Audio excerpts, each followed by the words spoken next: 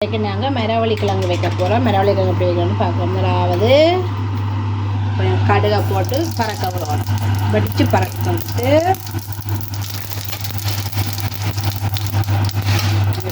கீரை கொஞ்சம் போடுவோம். நல்லா வெங்காயம்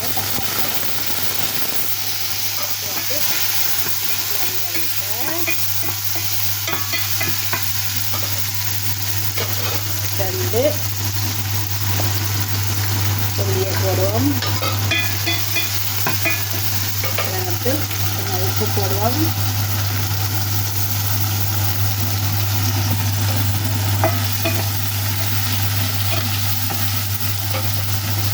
மூடி விடுவோம். மரவள்ளி கிழங்கு வட்டி கழுவி இல்லாமல் இருக்குது. குட்டி குட்டியாக வெட்டலாம். நான் குட்டியும் பெருசாக விட்டுறேன்னா எனக்கு அந்த மரவள்ளி கிழங்கு கடிபடணும். குட்டியாக விட்டால் ஃபுல்லாக கரைஞ்சி போயிடும். அதோட 2 பச்சை மிளகாய் அதோடய வட்டி வச்சுருக்கிறேன்.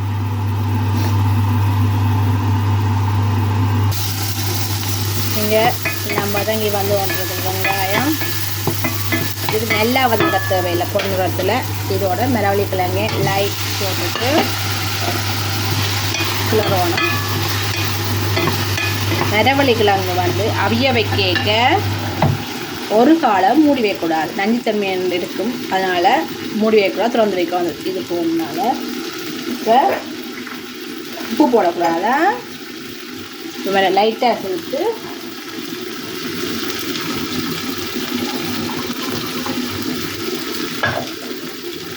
தண்ணி ஊற்றி விடணும். அவிஞ்சு வந்த அப்புறம் தான் மரவள்ளி கிழங்குக்கு உப்பு போடணும். இதுக்கும் உள்ளி, சீரகம், மிளகு, இறக்கிக்க போட்டால் நல்லா இருக்கும்.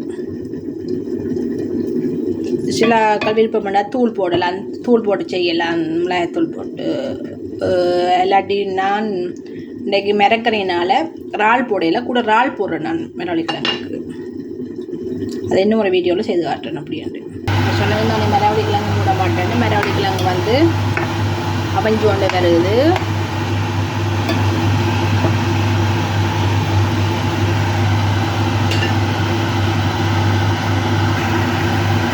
இங்கே வந்து மரவள்ளி கிழங்கு அவிஞ்சு வந்துட்டுது.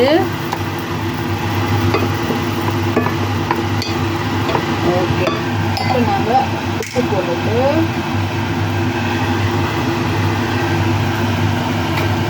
லைட்டாக நான் தூள் போடுறேன். நல்லா உப்பு போட்டுட்டு லைட்டாக தூள் போட்டு இப்போ கொஞ்சம் பால் போட்டுட்டு பால் விட்டுட்டு கிளறிட்டு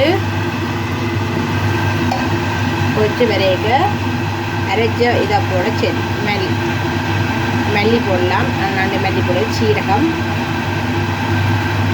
உள்ளி, மிளகு போடணும். மஞ்சத்தூளும் போடணும். இப்போ வந்து மரவள்ளி கிழங்கு நல்லா அவிஞ்சு வந்துட்டது. புரியுதா? இந்த லைட்டாக அப்படி அமர்த்திட்டு